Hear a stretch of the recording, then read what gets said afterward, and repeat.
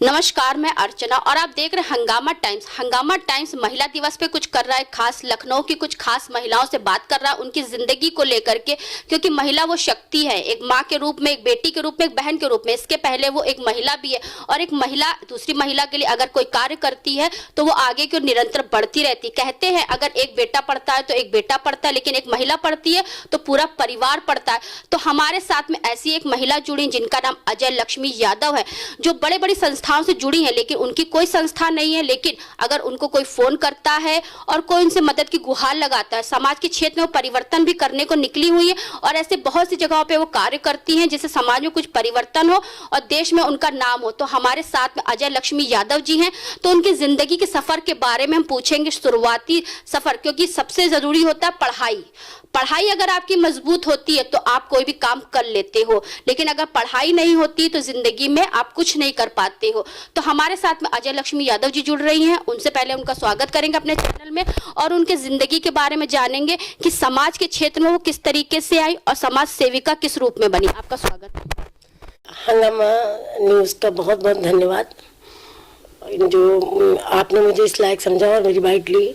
मैं जब ये बता रही हूँ कि मेरा सफ़र बड़ी मुश्किलों में कटा है और बड़ा परेशानियों में मैंने दिन बिताए हैं। जो परेशानी मैं आपको इस सबके सामने इतना ज़्यादा खोल के नहीं बता सकती हूँ, लेकिन मुझे इतना याद है कि जब मैं छोटी थी तो मेरे करीब 5-6 साल के रहे होंगे, तो मैं 5 साल की, तो मेरे फादर एक्सपायर हो गए थे। मेरी मदर ने, मेरी दादी जी ने कैसे भी पाला, कैसे बड़ा किया, वो मैं जानती हूँ या ईश्वर जानता है। लेकिन जो पढ़ाई है का क्षेत्र है, आप बता रही हैं, जो पढ़ाई मेरी हुई है वो हमारी एक खुनखुन जी स्कूल प्रिंसिपल थी जिनका नाम एम डेविड था। उन्होंने ही मेरी पढ़ाई की नींव डाली, जिनको आज मैं बहुत याद करती हूँ दिल से, और उनका मैं बहुत बहुत शुक्रगुजार हूँ कि उन्होंने हमारे लिए जो किया वो मैं कभी भूल नहीं सकती हूँ। उन्हीं की वजह से आज जो भी मुकाम पे मैं हूँ, जो मेरी जॉब है, जो मेरे घर परिवार इतना अच्छा सा है, जो कुछ भी है सब उनकी। वो आज अगर वो मेरी पढ़ाई ना होती, कहने का मतलब ये है, अगर आज मेरी वो पढ़ाई नींव ना डालती और मेरी पढ़ाई ना होती तो शायद मैं आज कुछ भी नहीं करती। और रही इस बात की कि कैसे वर्क करते हैं, कि परेशानियां हमने देखी हैं, मुसीबतें हमने झेली हैं, उससे मुझे ये प्रेरणा मिली कि अगर मेरे सामने कोई तकलीफ में है और रो देता है तो मैं उसके दर्द को बर्दाश्त नहीं कर पाती हूँ, मैं भी रो देती हूँ। ये भगवान जाने की कैसे क्या है, ये गॉड गिफ्ट है, ये क्या है। लेकिन अगर मेरे कान में ये आवाज़ पड़ जाती है कहीं कि कोई कह देता है कि भाई वहाँ कैंसर पीड़ित है, इसकी हेल्प करनी है, कोई कह देता है कि हमारी बेटी की शादी है, तो मैं सो नहीं करना चाहती हूँ और मैं चुपके से जो हमसे बन सकता है, जो हमारे ठाकुर जी की, हमारे कन्हैया की कृपा होती है, जो हमारे कन्हैया जी का हुक्म होता है, मैं वही कर पाती हूँ।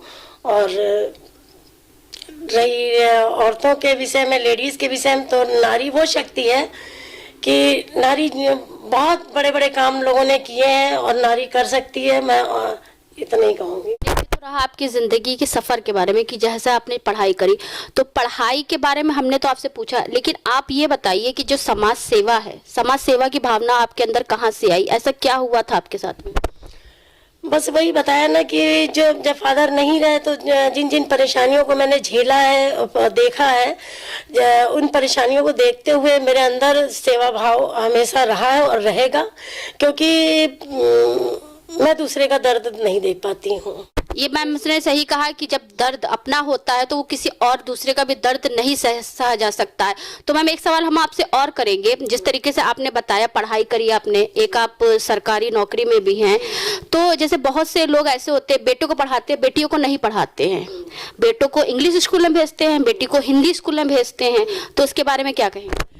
ये नहीं करना चाहिए, बहुत गलत तरीका है, क्योंकि बेटी ही एक ऐसी है कि मतलब सारा परिवार और सारा संसार और सारा घर, सारा समाज सब बेटी से ही चलता है, सब बेटी से चलता है। अगर बेटी ही नहीं होगी और तो आप समझिए, अगर बेटी हो भी गई, अब उसको पढ़ा नहीं रहे हो, लिखा नहीं रहे हो, और उसको आगे मतलब जब पढ़ाओगे नहीं तो वो अशिक्षित रहेगी, जब अशिक्षित रहेगी तो उसे किसी चीज़ का ज्ञान नहीं होगा, जब ज्ञान नहीं होगा फिर वो बाहर भी नहीं निकल पाएगी, वो दबाव में रहेगी, डर में रहेगी। तो इसलिए मेरा कहना यही है कि लड़की को पढ़ाना चाहिए, और लड़की अगर पढ़ेगी नहीं तो फिर एक लड़की अगर पढ़ती है तो पूरा परिवार पढ़ता है, बच्चों को पढ़ाएगी, घर में भी देखेगी, समाज को भी देखेगी, समाज के बच्चों को भी पढ़ाएगी, ना कि वो अकेली पढ़ती है। लेकिन अगर इसीलिए मैं ये चाहूँगी कि ये गलत तरीका है। अगर आप बेटे को पढ़ा रहे हो तो बेटी को पढ़ाना चाहिए। मेरे घर बहू है। तो मैम ये बताइए, जैसे आपका परिवार है, आपकी शादी हो चुकी, बच्चे हैं, तो कितना आपको सपोर्ट मिलता है परिवार का इन कामों के लिए? मेरे बच्चों का पूरा 101% रहता है। मेरे हस्बैंड का भी पूरा सपोर्ट रहता है।